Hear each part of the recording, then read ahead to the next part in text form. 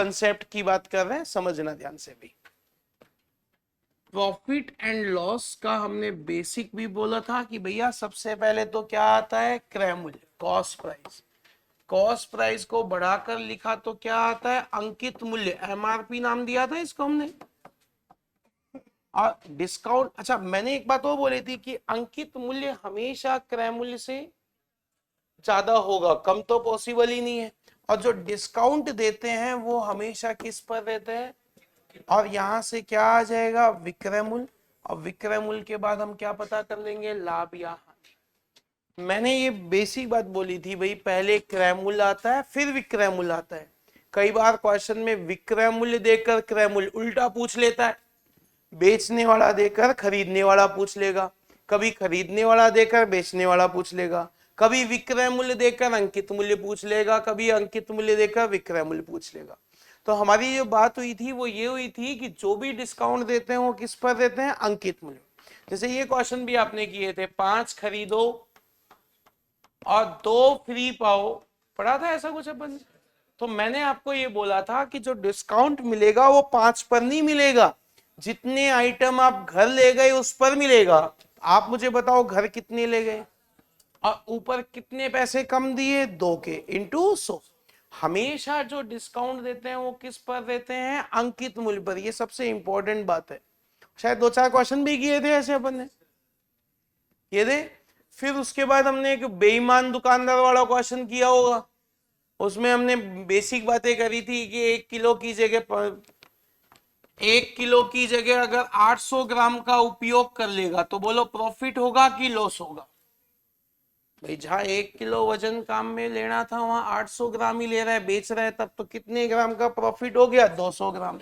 नीचे क्या लिखूंगा, 800 की 1000, जितना काम जितना तोल उसने उपयोग में लिया है उसको कहाँ लिखते हैं, नीचे, और मल्टीप्लाई कितना किया 100। ऐसा सीखा था हम लोगों ने last class.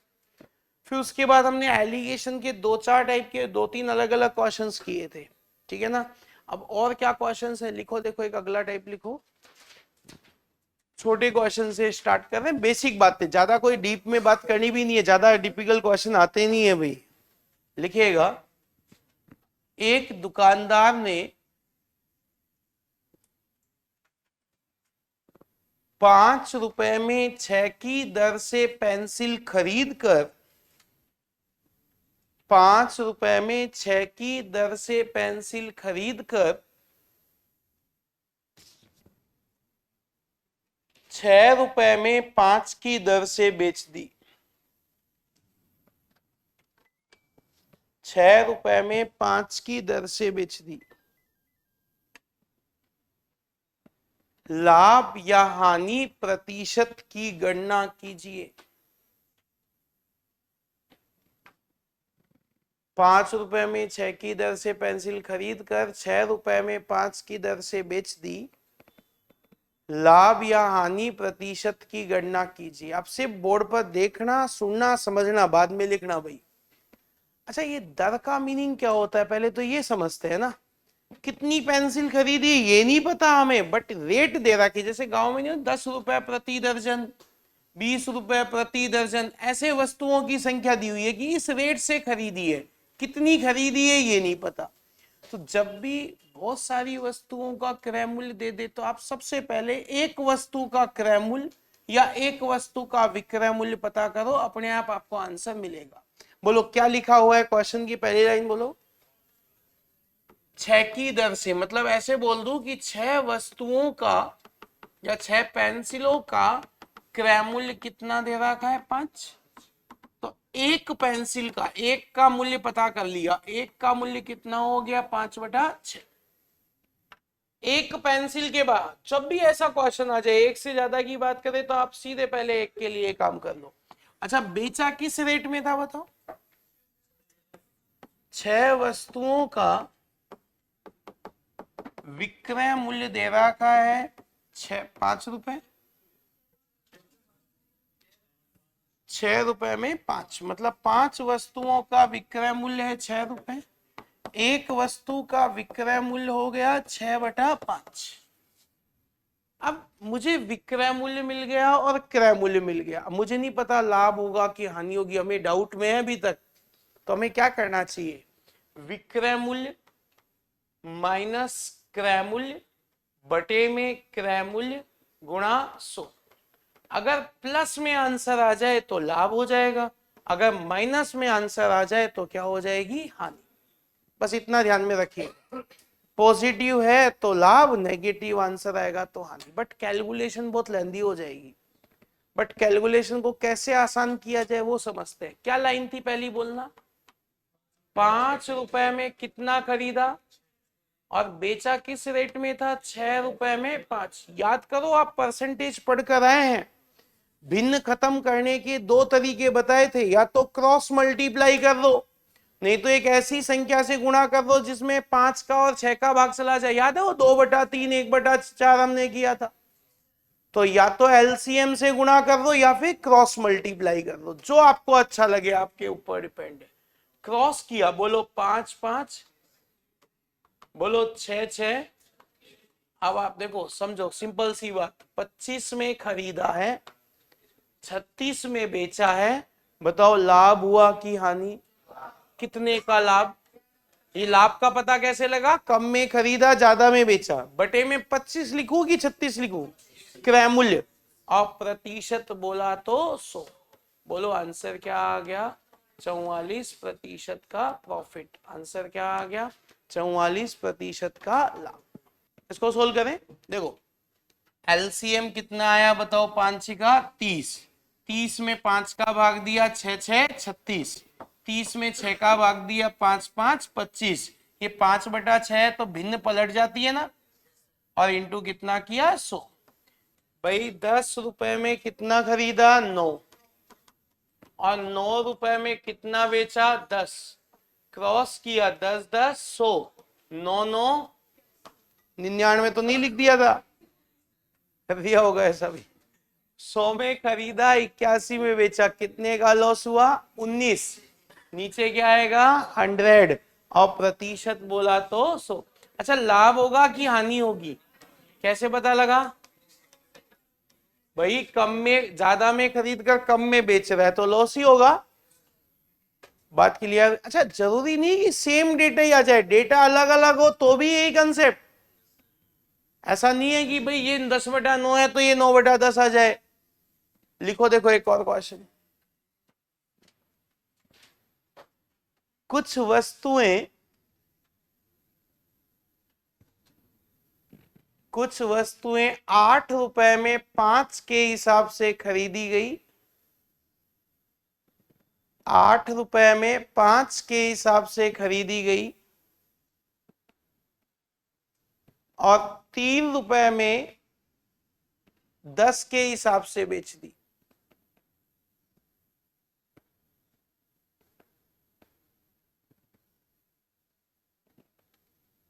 Profit oblique loss percent ज्ञात कीजिए। क्या था क्वेश्चन, कितने रुपए में कितना, 8 रुपए में 5, बेचा किस रेट में, 3 रुपए में 10, 8 10 80, 8 दिया 5 दिया 15, बोलो कितने का, 65 बटे में इंटू, शायद यही किया होगा, और काटने पीटने में गलती कर दी हम, जल्दबाजी में थे साहब। 5 से काटा 20, 5 से काटा 100, 1300/16 आ गया क्या, 65 इंटू 20 करूंगा तो 1300 आएगा। 1300 में 16 का भाग दिया, 16 8 128, कितना बच गया, 2 20, 16 एकम 16, 4/16। 81 से ही 1/4% लॉस आया कि प्रॉफिट आया, लॉस, क्योंकि ज्यादा में खरीद कर कम में बेच रहे। अब ये तो आसान था क्वेश्चन, अब इसमें और क्या चेंज हो सकता है, देखो यहां भिन्न खत्म करने के दो तरीके हैं। एक तरीका तो था क्रॉस मल्टीप्लाई, कई बार क्रॉस मल्टीप्लाई का चारा नहीं बचे, 2 3 दे दे भिन्न, तो कहां से करेंगे, 2 भिन्न है तो क्रॉस मल्टीप्लाई कर लिया, 3 भिन्न हो 4 भिन्न हो तो क्रॉस मल्टीप्लाई करने में जोर आएगा। तो ऐसे केस में क्या करना चाहिए, एलसीएम से मल्टीप्लाई करना है, एलसीएम या एक ऐसा नंबर जिसमें भाग चला जाए। लिखो, देखो क्वेश्चन, कुछ वस्तुएं 1 रुपए में 12 के हिसाब से खरीदी गई।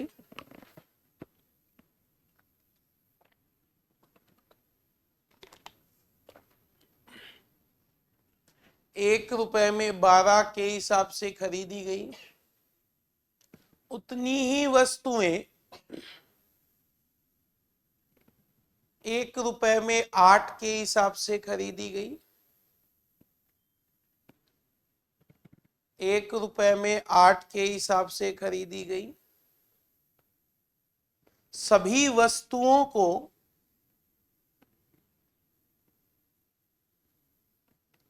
2 रुपए में 20 के हिसाब से बेच दिया गया। 2 रुपए में 20 के हिसाब से बेच दिया गया। लाभ या हानि प्रतिशत की गणना कीजिए। अब इस क्वेश्चन में क्रॉस मल्टीप्लाई तो आप नहीं कर सकते। क्या करना पड़ेगा? एक ऐसा नंबर जिसमें 12 का 8 का भाग चला जाए वो नंबर मानो और सोल्व करो। क्वेश्चन ने कहा कुछ वस्तुएं 1 रुपए में 12 के हिसाब से खरीदी, उतनी ही वस्तुएं 1 रुपए में 8 के हिसाब से खरीदी और सभी वस्तुएं 2 रुपए में 20 के हिसाब से बेच दी। बोलो यही था क्वेश्चन। जैसे कहा वैसे लिखा, कुछ अलग काम नहीं किया। अब मेन मुद्दा था कि इस भिन्न को खत्म करें, सबसे मेन बात ये थी। अब क्रॉस मल्टीप्लाई तो नहीं कर। आप लोगों ने गलती क्या करी? जिनके 52 आंसर आए वो बताऊंगा मैं आपको। सबसे पहला काम इस भिन्न को खत्म किया जाए। अच्छा, 2 भिन्न होती ना तो क्रॉस मल्टीप्लाई करके सोल्व कर लेते हम। यहाँ 3 भिन्न है, क्या किया जाए? तो हमने एक ऐसा नंबर लिया जिसमें 12 का भाग भी चला जाए और 8 का भी चला जाए। बताओ ऐसा नंबर। 24 में 12 का भी जाता है, 24, 48, 72, जो मन करे वो ले लो। और हम ये इसलिए कर रहे हैं ताकि कैलकुलेशन इजी हो जाए। 24 वस्तु तो ये वाली रेट से खरीदी, उतनी ही वस्तु ये वाली रेट से, और सभी वस्तु मिलाकर सभी 24 और 24 कितना हो गया? 48। क्या यही था क्या क्वेश्चन? 48 कहां से आया? सभी वस्तुएं 24 और 24 कितनी हो गई? 48। कैलकुलेशन किया, 12 से काटा 2, 2 एकम 2, कितने रुपए में खरीदा? 2 रुपए में। 8 से काटा 3 एकम 3, बोलो कितने रुपए में खरीदा? 3। ओवरऑल बोलो कितने में खरीदा? 5 रुपए में खरीदा। बेचने की रेट 2 से काटा 10 बार, 48 में 10 का भाग दिया, बोलो कितने में बेचा? अब आप समझो ना यार, 5 में खरीदा, 4.8 में बेचा, प्रॉफिट हुआ कि लॉस हुआ? कितने का लॉस हुआ? बटे में क्या लिखूंगा? इनटू कितना किया? 100। पॉइंट हटाकर क्या लगाया? 50 से काटा 2, 2 दूनी, बोलो आंसर क्या आ गया? 4% लॉस। आंसर क्या आ गया? 4% लॉस। अब मैं इसी क्वेश्चन को, जो आपने गलती करी वो बताता हूँ। आपने गलती क्या करी? आप लोगों ने ये गलती करी कि क्रय मूल्य ले लिया 1/12 प्लस 1/8 किया होगा, और यहाँ विक्रय मूल्य आ गया 2/20। अब गलती क्या हुई बताओ, देखें कोई। इस तरीके से क्रॉस मल्टीप्लाई करने में क्या गड़बड़ हुआ बताओ? कुछ नहीं हुआ। मैं बताता हूं क्या गड़बड़ हुआ। ये एक वस्तु का क्रय मूल्य और एक वस्तु का, तो ये मिलाकर कितनी वस्तु का क्रय मूल्य हो गया? 2। और आप विक्रय मूल्य ले रहे हैं कितनी वस्तु का? 1। ऐसे ये खरीद तो 2 रहे हो, बेच रहे हो 1, फिर बोल रहे हो कि लाभ कितना हुआ, हानि कितना हुआ, ये कैसे बता पाओगे? हाँ, इंटू 2 कर लो, अब बिल्कुल सही आएगा आंसर। 4/20। यहां कैलकुलेशन किया, कितना आ गया? 24। 8, 12 का भाग दिया 2, 8 का दिया 3, 5/24, ये 1/5। वज्र गुणा किया, बोलो 5, 5 कितना हो गया? 25। बोलो 24 एकम 24। 25 में खरीदा, 24 में बेचा, बताओ लाभ हुआ कि हानि? कितने की हानि? बटे में क्या लिखूं? इनटू कितना किया? बोलो आंसर क्या आ गया? 4% लॉस। आंसर क्या आ गया? 4% की हानि। यहाँ कैलकुलेशन या 2 से गुणा करना भूल गए, इसलिए 52 आ रहा था आपके आंसर। और 2 से गुणा क्यों करना था? क्योंकि 2 वस्तु खरीदी तो बेचोगे भी तो 2 ही ना। आप कहो मैं तो 10 खरीद लाया और मैंने 2 बेच दी, बताओ मुझे कितने का लाभ हुआ? भैया जब सब बेचेगा तभी तो लाभ आने का पता लगेगा। जैसे कहा पहले तो वैसे लिखते हैं, 1 रुपए में कितने की रेट से? 12, उतनी ही वस्तु 1 रुपए में 8, कुल मिलाकर किस रेट में बेचा? 2 रुपए में 20। शायद यही था हम लोगों का क्वेश्चन। मैंने कहा सबसे पहला काम इस भिन्न को खत्म करो। हर क्वेश्चन में, पूरी मैथ्स में कहीं भी भिन्न दिख जाए सबसे पहले इसको खत्म करो। तो एक ऐसी संख्या जिसमें 12 और 8 का भाग चला जाए, 24, 48, 72, 120, जो मन करे वो, तो आप कुछ भी ले लीजिएगा। सपोज अपन ने लिया 120 ले लिया, चलो 120 ये, 120 ये और 120 कितना हो गया? ये 240 क्यों किया? दोनों को जोड़ दिया, 12 से काटा 10 बार, 10 एकम 10, 10 से 1 को गुणा किया, 8 से काटा 15 एकम 15। बोलो कितने में खरीदा था? 25 में। बेचा किस रेट में? 0 से 0। बोलो कितने में बेच दिया? 24। 25 में खरीद कर 24 में बेचा, बताओ प्रॉफिट हुआ कि लॉस? कितना लॉस? बटे में इंटू, बोलो आंसर क्या आ गया? 4% लॉस। अब एग्जाम की तैयारी को और बेहतर करने के लिए हमारे चैनल को लाइक, शेयर और सब्सक्राइब करना ना भूलें।